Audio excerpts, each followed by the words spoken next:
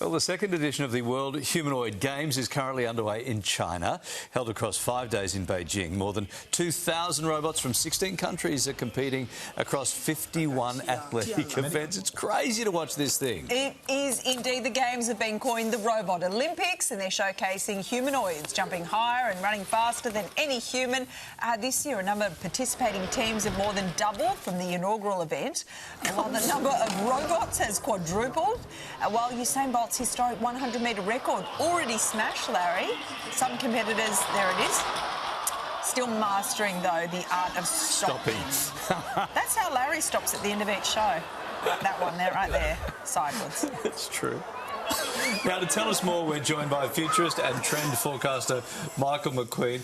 Mate, this is... What's happening? What is going on? It's wild, isn't it? But why does it exist? Yeah, so part of it's spectacle, because, I mean, here we are talking about it. It makes for great headlines. Yeah. But really what this is about is testing the limits of what robots can do. So this is essentially a big experiment, getting everyone together, their best technology. What are the limitations of this stuff? But it's not just the sporting things that we're testing here. And that's part of the story, and it's an interesting story, but it's also testing domestic abilities, so how they can do emergency response work, how they can work in factories or restaurants. So they're getting judged not just on high jump and boxing and running, but also some of those skills. What about the fact from even in a year we've seen a massive jump in what they can do? Yep. Should we be alarmed at how quickly they're progressing? Well, alarmed could be one word. I mean, alarmed, impressed, astonished. I mean, it is amazing in a year. I think it was February we did a segment on humanoid robots here, and we had this montage of epic fails, you know, robots coming onto stage for their debut moment and just, like, face planting. Yeah, and there were so many of them because these robots were so, at that point, quite primitive.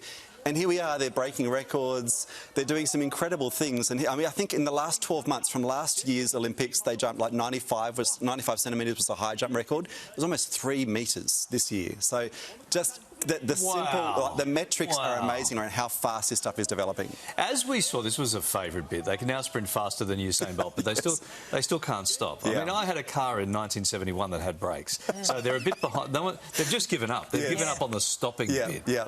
Yeah, and I think the big question, of course, is the investment in this around, you know, what are the limitations, but also do we keep just ploughing money into this stuff even when there are such big limits? Because a lot of the commentary in the last few days has been around that.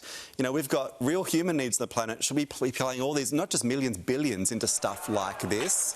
I think the reason, but it's worth, I think, still investing in things like this is, think of the space race in the 60s. It wasn't just about getting to the moon. It was the fact that you had the world essentially focused, certainly America focused on one goal, and it was the innovations that came from that. So this is not just about races, and it's not just about spectacle. It is about what we're learning in the process, that even though there are limitations, clearly already, we're learning a lot along the way. I don't want to spiral, because I often do with these kind of topics. And I get pretty dark pretty quickly. Yeah, I know you're a positive person, but could this fall into the wrong hands, this tech? I know the advancements are great, but I'm thinking, you know, military use. Like, are we also on that side of the coin? Yeah, you're a long way from being unusual in this. So there's actually a clinical diagnosis of this. Ever said that. Well, there you go. Apparently, robophobia is what you are suffering from. So 20% of the population have that nervousness. I mean, look at this image behind us. This idea of these marching hordes of robots. It is a confronting sort of thought. And I think there are certainly concerns around military use. We saw in the last few weeks over in China, we saw some of these humanoids actually training alongside Chinese infantry.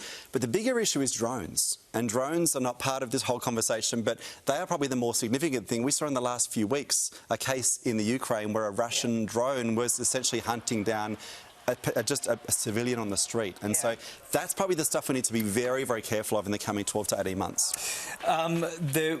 It's not just testing their robotic athletic abilities. You mentioned at the top, also testing their performance of domestic tasks. Yes. Hang on, hold on. What? Oh yeah, now you're paying attention. So we didn't see any sweeping games or giving CPR or dishwasher unpacking, but is that happening there too? It is. So what's interesting is this isn't just about putting humans out of work. It's actually doing the sort of work that humans don't like doing. So dull, dirty, dangerous. Those are the 3 Ds when it comes to robots and the stuff they do.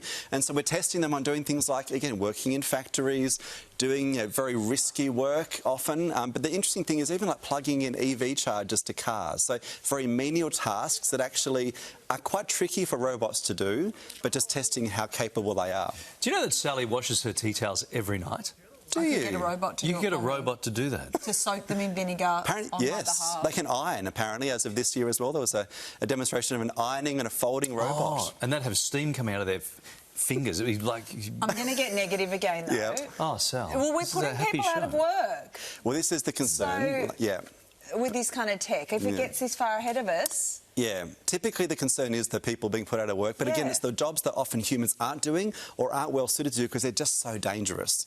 The other thing with this is that, you know, some of this technology, I think we look at how advanced it is, it's still struggling with things that 5-year-olds find easy to do, like unpacking a box. So I think we should just... Or stopping when you're walking. Or just stopping when you're walking or running. So I think the concern is reasonable, but the reality is it's still a fair way to go. OK, we're going to speak in 12 months and see where we're at, and then I'll be the judge of whether I go doom Sally or I get more positive. So I'll see you in 12 months. I won't be here. It'll be a little robot sitting there. You'll have the cleanest tea towels in the world. Little R2-D2 Larry. Thank you, mate. Thank you. Turn him on and off. All right, still to come. Guy Pearce.